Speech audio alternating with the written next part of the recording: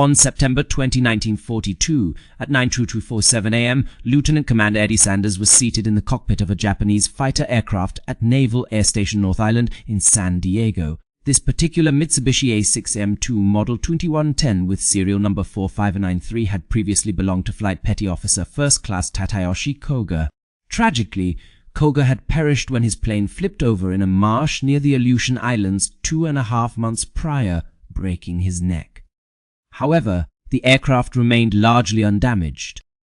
As Sanders prepared for takeoff, he was aware that this mission would alter the tactics of every American pilot fighting in the Pacific theater. With 9 years of experience as a naval aviator and more flight test hours than most Navy pilots combined, Sanders possessed an intimate understanding of how airplanes functioned and their lethal capabilities if mishandled. Though the aircraft now bore United States Navy colors, blue-gray over light gold-gray with American insignia on its wings and fuselage, it was still a Zero fighter.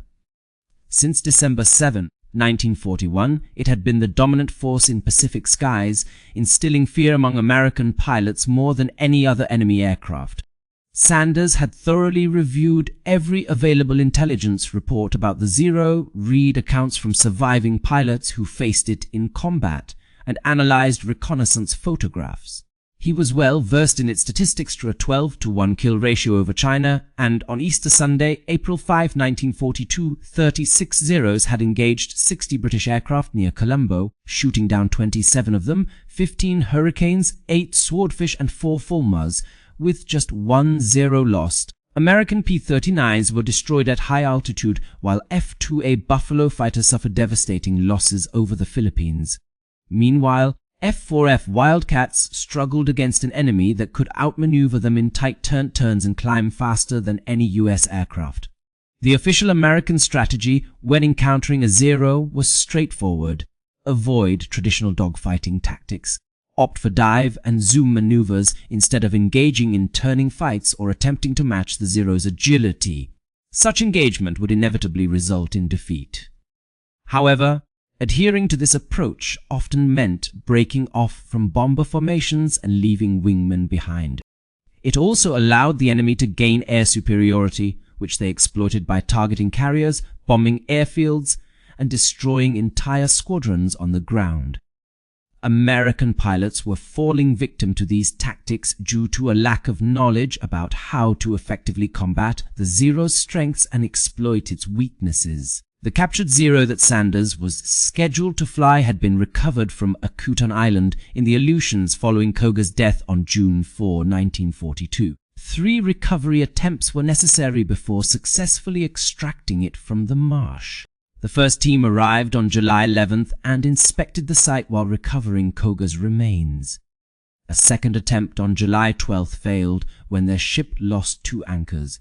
Finally, a third effort succeeded on July 15th with the proper heavy equipment available. The aircraft was then transported to Seattle aboard USS St. Louis.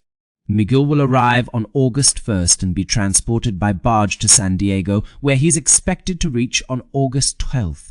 Navy mechanics had been working for weeks repairing the damaged vertical stabilizer, rudder, wingtips, flaps, canopy, landing gear, and propeller. They straightened bent metal, replaced broken components, and fabricated missing parts. According to Sanders, who later described it, the aircraft was now 98% original, with only a 2% improvisation.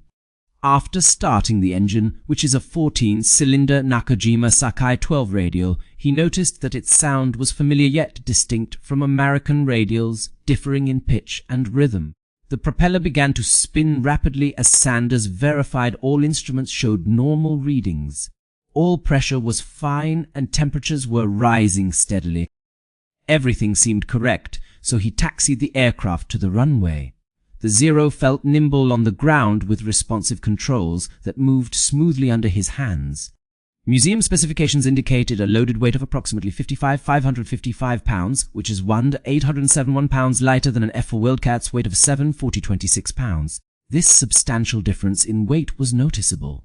Sanders advanced the throttle and initiated his takeoff run. The Zero accelerated swiftly, lifted off with its tail rising shortly after a brief ground roll. Sanders initiated his ascent by retracting the landing gear and began climbing. One of the first things he observed was how effortlessly light the controls were, almost as if they were designed for delicate handling. The slightest movement of the stick produced immediate responses from the aircraft. At slower speeds, the Zero exhibited exceptional flight characteristics, maintaining stability while being highly maneuverable. Sanders executed several gentle turns, and each roll felt smooth and controlled. He then attempted a steeper bank angle, and the Zero reacted swiftly with ease. It became clear to him why Japanese pilots had such affection for this aircraft. At low speeds, no American plane could match its performance. Reaching an altitude of 5,000 feet, Sanders delved into testing the Zero's handling capabilities further. He started by inducing stalls. The aircraft provided ample warning before stalling and then resumed normal flight smoothly after recovery.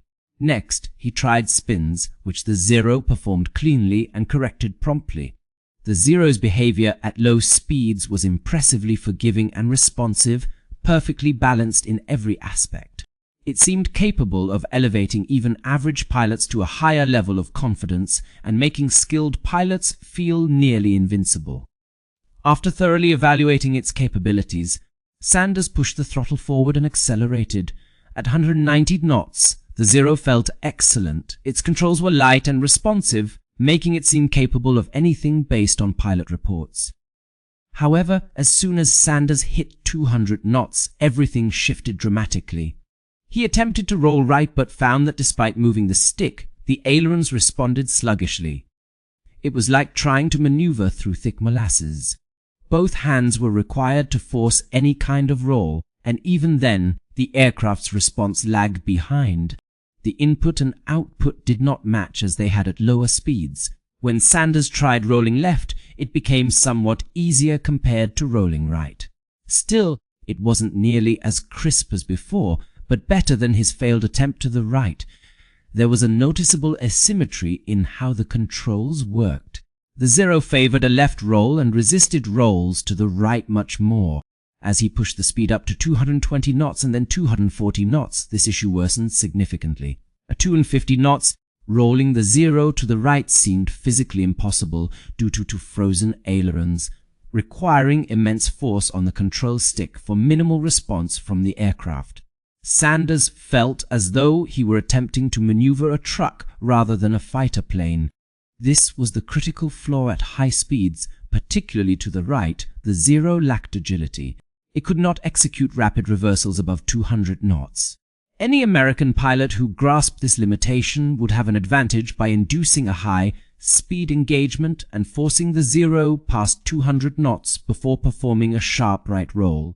The Japanese fighter's controls would become unresponsive, allowing the American to evade or reverse for an attack while the Zero struggled to react. Continuing his test flight, Sanders attempted additional maneuvers. He subjected the Zero to a steep dive to evaluate negative acceleration.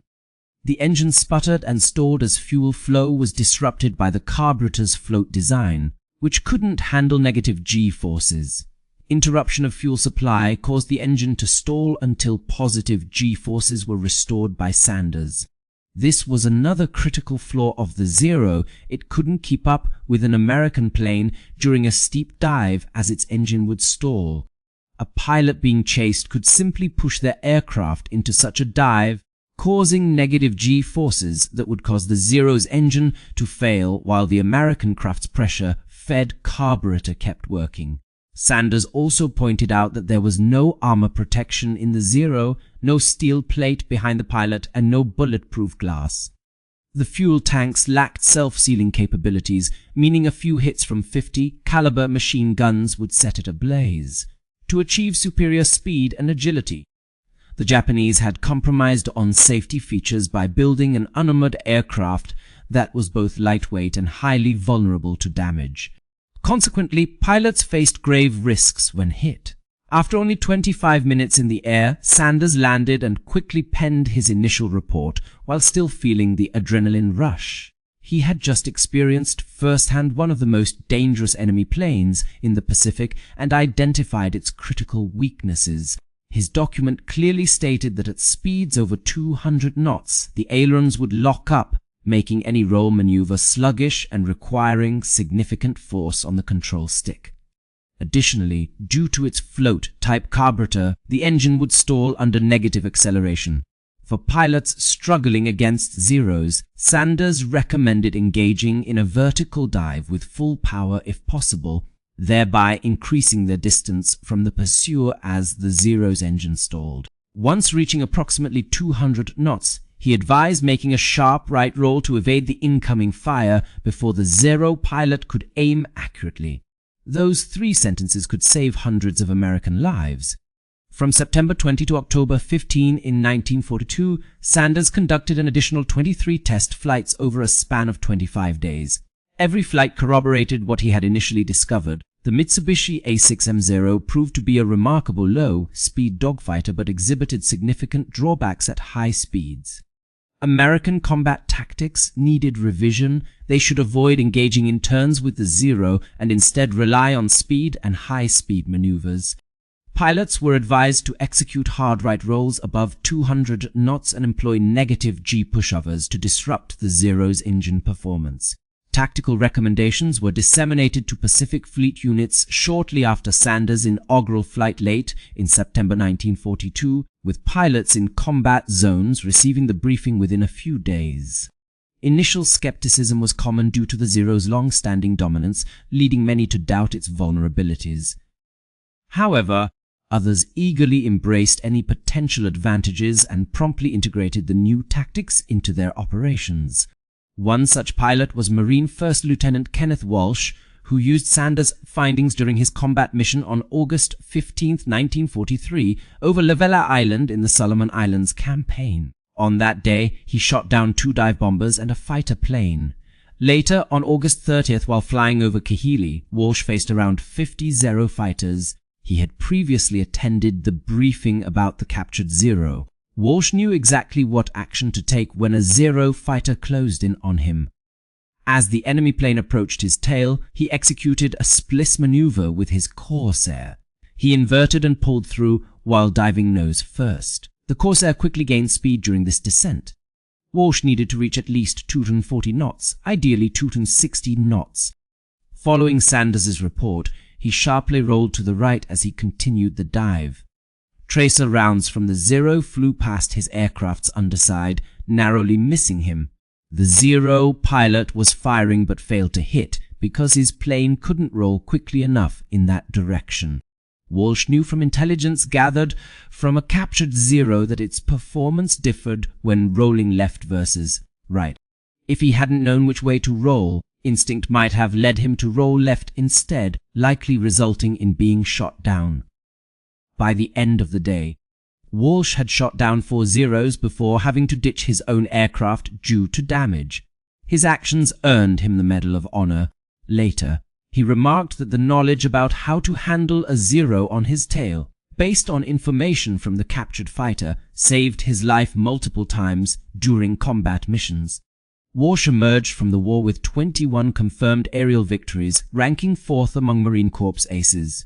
Meanwhile, Lieutenant Commander Frederick Trapnell of Naval Air Station Anacostia in Washington, D.C., was another key figure in testing the captured Zero. A renowned and highly experienced naval test pilot, Trapnell had evaluated almost every aircraft type within the American fleet. In early 1943, the captured Zero was transported to Anacostia so Trapnell could conduct detailed comparative tests with other aircraft models. Trapnell piloted the Zero through various performance maneuvers while other American fighter aircraft conducted identical tests alongside him. This setup allowed them to simulate aerial combat scenarios where they could compare the Zero's capabilities against those of the F-4F Wildcat, F-4U Corsair, P-38 Lightning, and several other U.S. fighters. The primary objective was to record detailed information about each American aircraft strengths and weaknesses relative to the Zero in specific tactical situations. Trapnell's findings corroborated Sanders' earlier discoveries. The Zero outperformed the Wildcat at most altitudes with a faster climb rate, although it suffered from increased vulnerability to damage and reduced maneuverability at high speeds. Below 15,000 feet, the Zero demonstrated superior climbing performance compared to American fighters. However, above 20,000 feet, aircraft like the F-4U Corsair, equipped with two-stage superchargers, could outperform it significantly due to their enhanced altitude capabilities. While the Zero boasted impressive range, its durability left much to be desired. American pilots were advised to avoid low-speed turning engagements and instead employ high-speed slashing attacks, diving passes, and energy tactics that exploited the Zero's control stiffness at high speeds. Trapnell's report included specific recommendations tailored for different aircraft types. F-4F Wildcat pilots should refrain from engaging in turn fights with a Zero below 250 knots. Instead, they were encouraged to employ diving attacks from higher altitudes, release rapid bursts of fire, and then escape by extending into a dive where the Wildcat's superior diving speed could be utilized effectively. For F-4U Corsair pilots, it was emphasized that they should leverage their aircraft's greater speed and high altitude performance. They were instructed to maintain fast speeds and stay at higher altitudes, utilizing boom and zoom tactics while avoiding slow speed engagements or turning fights. P-38 Lightning pilots received similar advice to utilize the advantages of speed and altitude to outmaneuver the Zero without getting drawn into low-speed dogfights. Do not hesitate to utilize them. Avoid being drawn into a slow-speed dogfight by a Zero at all costs. By late 1942 and early 1943, tactical intelligence had been widely shared across the Pacific Theater. Fighter squadrons integrated this information into their training programs. New pilots were briefed on the Zero's vulnerabilities before engaging in combat. The results were swift and noticeable. Prior to testing a captured Zero American fighter, to-fighter kill ratios against Zeros barely exceeded 1:1. F-4F Wildcats were losing pilots at nearly the same rate as they were downing Zeros. However, by February 1943, when Sanders' tactical recommendations had been circulated, Wildcat squadrons that adopted these new strategies witnessed their kill ratios rise to 5.931. This meant that for every 6 Zeros destroyed, only 1 Wildcat was lost in aerial combat. The enhancement did not stem from improvements in American aircraft technology. The F-4F Wildcats remained essentially unchanged from June 1942. Rather, it was due to American pilots gaining a deeper understanding of how to engage Zero fighters effectively. They were aware of its weak points and avoided turning dogfights. Instead, they focused on utilizing speed and altitude advantages. Pilots also learned to execute sharp right rolls above 200 knots and employ negative G maneuvers to disable the Zero's engine. Japanese pilots began to observe changes in American tactics as early as late 1942, with flight reports from Imperial Japanese Navy units noting that American fighters were no longer attempting to match the Zero's maneuverability. American aviators employed hit-and-run tactics, executing diving attacks and high-speed passes. Zeros, which once compelled American pilots into turning engagements, now struggled to catch up with enemy aircraft that would simply dive away at top speed. Petty Officer First Class Saburo Sakai was among Japan's most seasoned flyers, credited officially with 28 aerial victories, although some sources claimed higher numbers. He had been battling American pilots since the Pearl Harbor attack. In August 1942, during the Guadalcanal campaign, Sakai suffered severe injuries when he mistook Douglas SPD Dauntless dive bombers for fighters and was hit by a rear gunner's defensive fire. His recovery from serious head wounds that left him partially blind lasted several months. Upon returning to combat in 1943, Sakai immediately observed changes in American tactics. He noted later that the mistakes made by American pilots early in 1942 were no longer evident. Instead of engaging in dogfights with Zeros, they were leveraging their aircraft's advantages and capitalizing on the Zero's vulnerabilities. This shift made it increasingly challenging for Sakai to down American fighters using his previously successful tactics. He was later promoted to Inen in August 1944 and sub-lieutenant in 1945, but never reached the rank of lieutenant commander, a designation incorrectly attributed to him by some sources. Other veteran Japanese pilots also reported similar observations. it was clear that the Americans had learned something significant. Despite this, Japanese intelligence failed to identify any specific changes when examining wreckage from downed American aircraft. The planes appeared unchanged in terms of both design and weaponry. There were no outward signs of change, but what the Japanese failed to realize was that the transformation lay not in the aircraft itself, but rather in the strategic approach. The alteration stemmed from a deeper understanding gained through Sanders' extensive test flights in the captured Zero. This knowledge was unparalleled and could not be countered by the Japanese because it was intangible. One cannot devise effective strategies against an adversary who has a more profound grasp of their own aircraft's capabilities than they do themselves.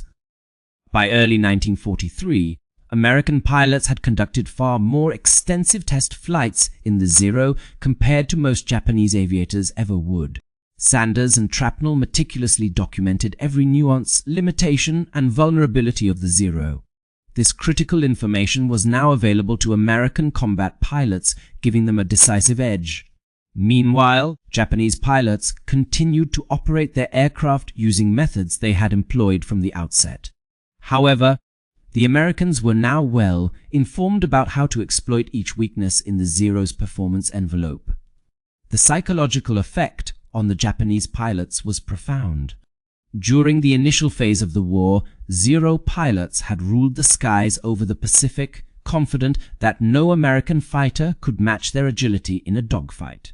This assurance was unshakable. Yet by mid-1943, this confidence began to wane as Zeros were increasingly falling victim to enemy fire. Experienced Japanese pilots were being eliminated at an alarming rate. New recruits, even less prepared than their predecessors, faced American fighters that employed tactics specifically designed to leverage the Zero's inherent disadvantages. Commander Masatake Okumiya, who served on board the carrier Raujo from which Koga had embarked, possessed first-hand knowledge of the Zero's capabilities and was acutely aware of the impact its capture had wrought. In 1956, he collaborated with Jiro Horikoshi, the designer of the A6M Zero, on a book that emphasized the significance of capturing Koga Zero as being comparable to the loss at Midway in terms of its impact on hastening Japan's ultimate defeat. This viewpoint was articulated by someone who comprehended both the tactical and strategic ramifications of the Americans gaining comprehensive insights into the performance attributes of the Zero. The captured aircraft stayed with American forces until February 1945, serving various purposes including training pilots for mock combat scenarios, informing tactical advancements, and aiding in engineering analysis. Hundreds of U.S. aviators engaged in simulated battles against the Zero, while countless others received briefings about its operational characteristics. However, the Zero was eventually destroyed when a Curtiss SB-2C Helldiver taxiing on the runway inadvertently struck it, causing severe damage. Commander Richard Cromlem was at the controls during this incident. By then, the Zero had ceased to be the most formidable aircraft in the Pacific theater. American fighter planes had not only caught up but also surpassed its capabilities. The Grumman F-6F Hellcat entered service in August 1943 and boasted superior speed, heavier armament, greater durability, and comparable maneuverability at combat speeds with better high-speed handling compared to the Zero. Hellcat pilots employed tactics such as boom and zoom attacks and avoided protracted dogfights. The kill ratio for the Hellcat against all Japanese aircraft types was 19:1. The Vought F-4U Corsair also benefited from this knowledge, enabling its pilots to anticipate how the Zero would perform at various speeds and altitudes during combat. They were aware of when the Zero's controls would become rigid, knew which direction to roll for optimal performance, and understood the best maneuvers under negative G-forces conditions. The Corsair achieved a kill ratio of 11:1, while even the older F-4F Wildcat saw improvements in its performance over time. By the end of World War II, according to Naval History and Heritage Command records, the official kill ratio for the Wildcat had risen to 6.931. This figure was based on a record of 13 Tu-7 enemy aircraft destroyed versus Hun's 78 aerial losses. The enhancement in performance did not stem from any improvements in the aircraft itself, but rather from the evolving tactics employed by its pilots. The impact of Sanders' test flights extended beyond mere kill ratios. Military historians acknowledge that the tactical intelligence gleaned from the captured Zero had a profound effect on the Pacific Air War, although there is debate over the exact number of lives saved as a result. Marine ace William Leonard referred to the Akutan Zero as invaluable and noted that no other captured aircraft had unlocked so many secrets at such a critical juncture. Numerous aces credited the tactics derived from testing the Akutan Zero with saving their lives in multiple engagements. However, some historians argue that dissecting Koga's Zero was not necessary for developing tactics to outmaneuver the plane. The Thatch maneuver had already been developed before Pearl Harbor based on intelligence from China. 9 Zeros were recovered and analyzed after the attack on Pearl Harbor in December 1941. On October 6, 1942, Trapnell stated that the general understanding of the airplane's capabilities was largely accurate as originally deduced by intelligence sources, including performance metrics. Nevertheless, the significance of having a flyable Zero cannot be overstated. It provided confirmation of existing intelligence, precise performance data, and most crucially, hands-on experience for combat pilots. The testing revealed specific speeds where control stiffening occurred, detailed roll rates at various airspeeds, and tactical recommendations that could be immediately implemented. Sanders received no public recognition for his test flights during the war. His name never appeared in press releases. His contribution was classified, and the test reports remained secret throughout the conflict. Combat units were the sole recipients of the tactical recommendations. Sanders continued his service as a naval aviator and participated in combat missions later in the conflict. He also evaluated various types of captured enemy planes, including the Zero. Throughout his career, he mentored new pilots and eventually retired with the rank of Rear Admiral after surviving the war. When questioned about his involvement in testing the Zero, Sanders maintained that it was simply part of his duty as a test pilot. The specific nature of the aircraft being an adversary's fighter plane that provided crucial tactical insights was merely coincidental. Trapnell did not receive widespread public acknowledgement for his role in evaluating the Zero during World War II. He subsequently became a significant figure in naval aviation history, founding the United States Naval Test Pilot School alongside Commander Sidney Sherby and with support from Rear Admiral Apollo Susk. The school officially commenced operations on July 6, 1948, following approval on January 22 of that same year. Promotions for Trapnell included advancing to commander by May 1943 and later to captain. He was the first Navy pilot to fly a jet aircraft, significantly influencing carrier aviation over several decades. His work with the captured Zero was just one among numerous test programs he undertook throughout his career. Tadayoshi Koga, the Japanese pilot whose Zero was seized, perished instantly when his plane flipped during a crash landing in the Aleutian Islands. He was born on September 10, 1922, and died at the young age of 19. His wingmen had circled above, uncertain whether he was alive or dead, and though they were ordered to destroy any Zero that crashed within enemy territory. They hesitated to open fire for fear of harming Koga if he remained inside the aircraft. They departed and reported the crash without realizing their decision would provide crucial intelligence to the Americans, which played a pivotal role in turning the tide of the Pacific Air War. Cog was initially interred in a shallow grave on July 11, 1942, and then reburied with a Christian service the following day. In 1947, his remains were exhumed by the American Graves Registration Service and reinterred on Adak Island under a marker identifying him as an unknown Japanese flyer. His remains may have been among the 223 unidentified Japanese casualties that were cremated in 1953 and interred at Chidori Gafuchi National Cemetery in Tokyo.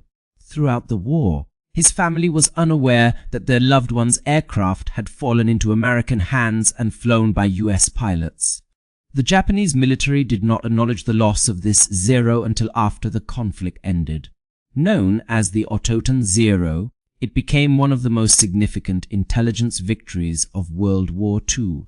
It was neither a secret weapon nor an encryption machine. Rather, it was an aircraft that, when flown and analyzed by Sanders, provided essential information to American pilots about its vulnerabilities.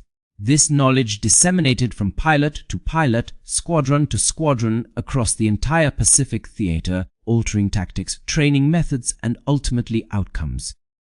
The narrative underscores the critical role of intelligence in warfare alongside technological advancements.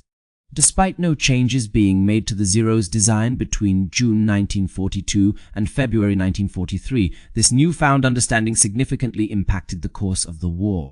The aircraft remained identical, retaining its capabilities and limitations. However, American pilots' approach to utilizing it underwent a significant transformation. This shift in comprehension resulted in a notable enhancement in combat efficiency. In warfare, grasping an adversary's strengths and weaknesses is just as crucial as possessing superior technology. Even the finest aircraft can be outmatched if used improperly against opponents who are aware of its vulnerabilities. On the other hand, inferior aircraft can still triumph when their users thoroughly understand how to leverage their enemy's shortcomings while avoiding areas where they hold advantages. The test flights conducted by Sanders in September 1942 provided American pilots with this critical knowledge. They discovered that the Zero's remarkable low speed agility was offset by reduced high speed control responsiveness. The plane's extended range came at the expense of increased susceptibility to damage, and its lightweight construction compromised structural integrity and pilot safety. Every strength carries a corresponding weakness, and every design decision involves compromises. Sanders meticulously documented these trade-offs, enabling American combat pilots to apply this information effectively to ensure their survival and success in battle. Today, remnants of the Akutan Zero are preserved in various museums. A piece is on display at the Alaska Aviation Heritage Museum in Anchorage, while a few other fragments are housed in the Smithsonian National Air and Space Museum. Most of the aircraft was destroyed when the Helldivers propeller sliced through it in February 1945. Nonetheless, the impact of that aircraft endures in naval aviation history and continues to inform tactical doctrines taught to fighter pilots today. Fight intelligently. Know your enemy. Take advantage of their vulnerabilities while sidestepping their strengths. Sanders grasped this principle well. Over the course of 24 flights, he piloted the Zero and meticulously recorded every detail. His comprehensive reports ultimately saved lives. Following these missions, he returned to his duties, continuing to test subsequent aircraft on the schedule. This is how progress truly unfolds in times of conflict. It isn't about overarching strategies or political maneuvers. It's about test pilots who fly enemy planes, gather data meticulously, and ensure that information reaches those who can utilize it effectively. Although Sanders didn't alter the designs of American fighter jets, he revolutionized the way American pilots engaged their adversaries, which proved to be a game changer.